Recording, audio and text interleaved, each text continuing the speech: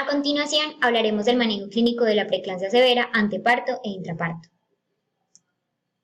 En cuanto al tratamiento anticonvulsivante, se sugiere el uso de sulfato de magnesio. Este es el medicamento de elección en episodios eclánticos. Al mismo tiempo, se sugiere su uso como prevención a los episodios eclánticos. Y también se usa cuando se planea un parto en pacientes con preeclampsia en las siguientes 24 horas. Sus indicaciones son las siguientes. Se sugiere una dosis de carga de 4 gramos intravenosa en 10 a 15 minutos, acompañado de una infusión de 1 gramo hora durante 24 horas. En convulsiones recurrentes se sugiere una dosis adicional de 2 a 4 gramos en 5 minutos. No se recomienda el uso de otros anticonvulsivantes tales como diazepam, fenitoína o un cóctel lípico. En cuanto al tratamiento antihipertensivo, los medicamentos indicados en el embarazo o inmediatamente después del parto son labetalol, hidralazina y nifedipina. El labetalol tiene una presentación oral o intravenosa, la hidralazina intravenosa, pero no es usada en nuestro país ya que no se consigue fácilmente. Y el nifedipino tiene una presentación oral. Es necesario monitorizar la respuesta al tratamiento.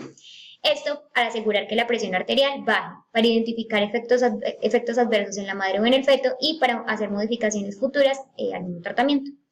El objetivo que se pretende en estas pacientes es mantener una presión sistólica menor a 140 y una presión diastólica menor a 90. En cuanto a la utilización de líquidos o expansores de volumen, no se sugiere de manera rutinaria en todas las pacientes. Sin embargo, debe individualizarse su uso de acuerdo al cuadro clínico y a cada paciente, teniendo en cuenta que la mayoría de las pacientes no requiere más de 100 cc por hora. Cuando el medicamento de elección es la hidralazina, se sugiere el uso de los cristaloides o expansores de volumen antenatalmente o antes o en el mismo momento de la primera dosis. En cuanto a los corticosteroides para maduración pulmonar fetal, se sugiere dar una dosis de betametasona, 12 miligramos intramuscular cada 24 horas entre las semanas 24 y 34 de la gestación. En situaciones en las que exista dudas sobre la madurez pulmonar del feto y que sea mayor a la semana 34, se sugiere dar una dosis de betametasona, 12 miligramos intramuscular cada 24 horas entre las semanas 35 y 36 más 6 días de la gestación. Al hablar de la vía del parto, se preferiría que las mujeres con hipertensión severa, preeclampsia severa o eclampsia se les practique parto por vía vaginal, siempre y cuando no exista indicación de cesárea. Esto, sin embargo, se va a elegir de acuerdo a las circunstancias clínicas de cada paciente. La medición de la presión arterial en pacientes con preeclampsia es necesaria tantas veces como se requiera. Esto nos va a llevar a asegurar un adecuado control de la misma. El número de mediciones en 24 horas no debe ser menor a 12 horas. A 12 tomas, perdón. En cuanto al uso de corticosteroides, en el síndrome GEL no se recomienda usar dexametasona ni betametasona.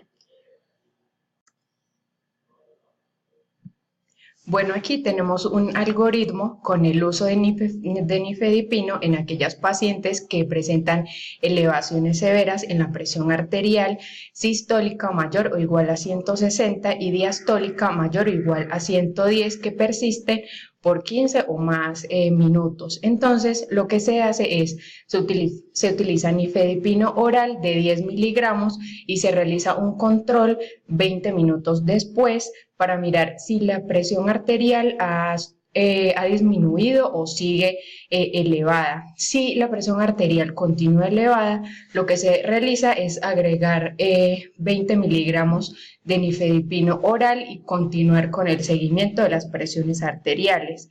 Si la presión arterial, tanto sistólica o diastólica, continúan aumentadas, se utiliza nifedipino oral de 40 miligramos, se continúa con el monitoreo y se hace una consulta de emergencia con un especialista que es el que va a adicionar el otro antihipertensivo de acuerdo al riesgo que tenga la paciente en ese momento y al que mejor le vaya a ir a la paciente, y se sigue realizando monitoreos.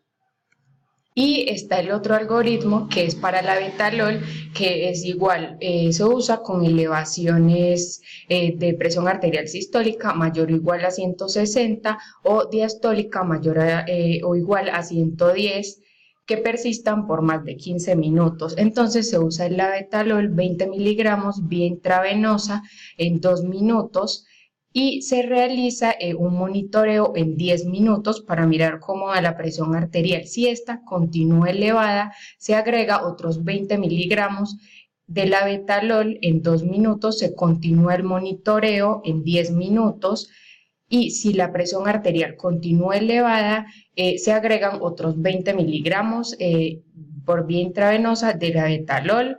Continuamos con el monitoreo por 10 minutos y si en ese monitoreo sigue o continúa igual los niveles de presión arterial, se le agrega hidralazina 10 miligramos vía intravenosa por 2 minutos y se repite el monitoreo en 20 minutos. Si en 20 minutos sigue igual los niveles de presión arterial, entonces también pedimos consulta con un especialista para que se agregue un nuevo medicamento y se sigue realizando un monitoreo.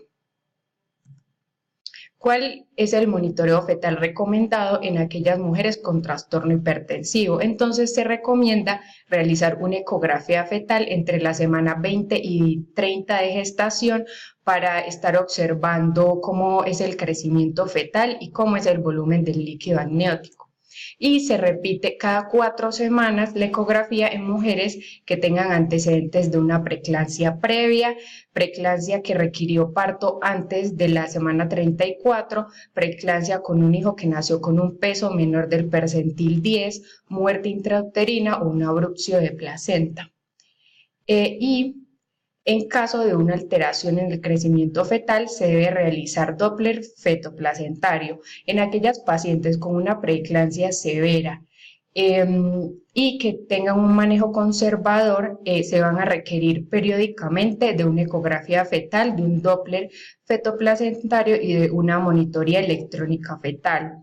Y en aquellas pacientes que tengan una hipertensión gestacional o que tengan riesgo de preeclampsia, entonces se realiza una monitoría electrónica fetal cuando refieran que hay una ausencia de movimientos fetales. ¿Qué medicamentos antihipertensivos están contraindicados en el periodo posparto?